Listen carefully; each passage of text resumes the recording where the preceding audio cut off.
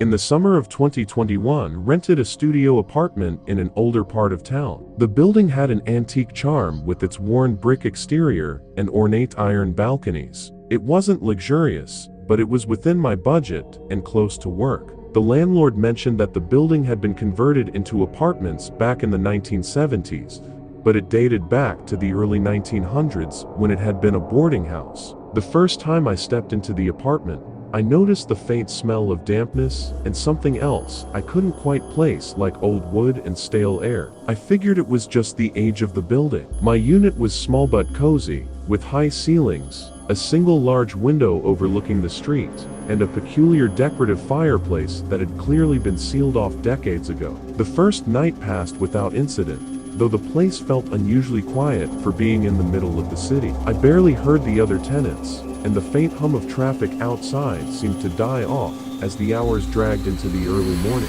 It was on the second night that I first noticed something strange. Around a.m., I woke up to the sound of faint whispering. At first, I thought it was coming from the street below, but as I strained to listen, I realized it was inside the apartment's soft, unintelligible voices that seemed to be coming from the walls. I turned on the light and searched the room, but there was nothing out of place. I even pressed my ear against the wall, thinking maybe it was my neighbors, but the whispers faded as soon as I did. Eventually, convinced myself it was just my imagination and went back to bed. Over the next few nights, the whispers continued, always around the same time. They grew louder, though still impossible to understand, like a crowd of people murmuring just out of earshot.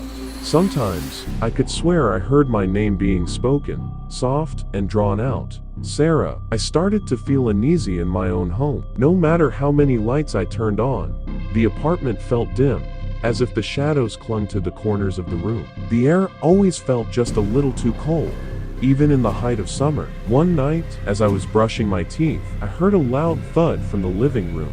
I rushed out to see what had happened, and my stomach dropped when I saw my coffee table had moved several feet from where it had been. It hadn't tipped over, there was no sign of impact, it had just shifted. That night, I barely slept. I told myself it was stress, maybe even sleepwalking, though I'd never done that in my life. But then, the activity grew bolder. Lights flickered constantly.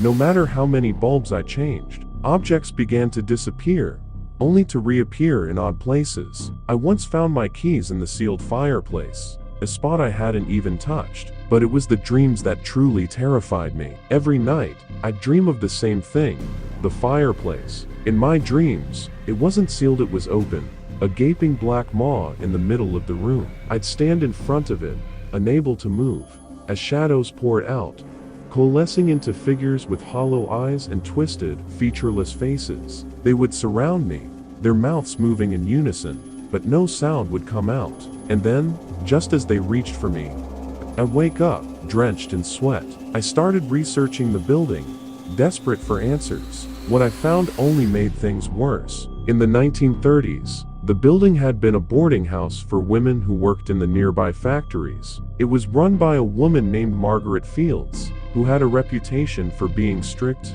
almost cruel. Several tenants went missing over the years, their disappearances dismissed as women simply leaving town to start fresh elsewhere. But years later, when the building was undergoing renovations, workers found human remains hidden in the walls, bones wrapped in old sheets and stuffed into the spaces between the studs. The discovery made headlines at the time, but Margaret Fields had long since disappeared, leaving no one to answer for the horrors that had taken place. The building was sold and renovated, its gruesome history buried under layers of plaster and paint.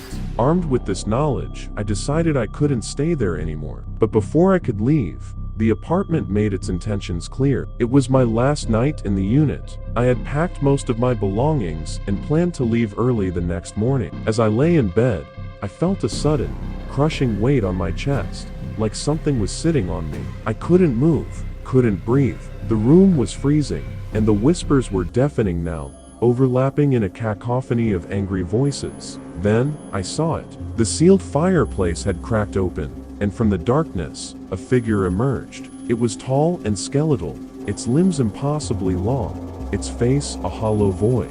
It crawled toward me, its movements jerky and unnatural. As it reached the edge of the bed, It stopped and tilted its head, as if studying me. And then, in a voice that was both a whisper and a scream, it said, "Stay with us." I don't know how, but I managed to break free of whatever was holding me down. I grabbed my keys and ran, not stopping until I was outside and sitting in my car. I didn't even bother locking the door behind me. The next day, I returned with a friend to grab the rest of my things. I didn't tell them why I needed their help. I didn't want to sound crazy. But as we packed up, my friend kept glancing at the fireplace.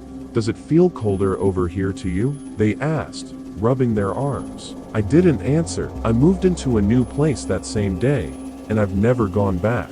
I left the building behind, but sometimes, late at night, I still hear the whispers, soft, almost gentle now, as if calling me back. I'll never know what exactly was in that apartment, spirits of the victims, the residual energy of Margaret Fields, or something far worse. All I know is that it wanted me to stay, and if I had, I'm not sure I'd ever have left. If you enjoyed this chilling tale, make sure to hit that like button and subscribe for more spine-tingling stories. Have you ever experienced something paranormal? Drop a comment below and share your own eerie encounter with us. And if you're brave enough, turn on notifications so you won't miss the next ghostly adventure. And remember, some places are best left undisturbed.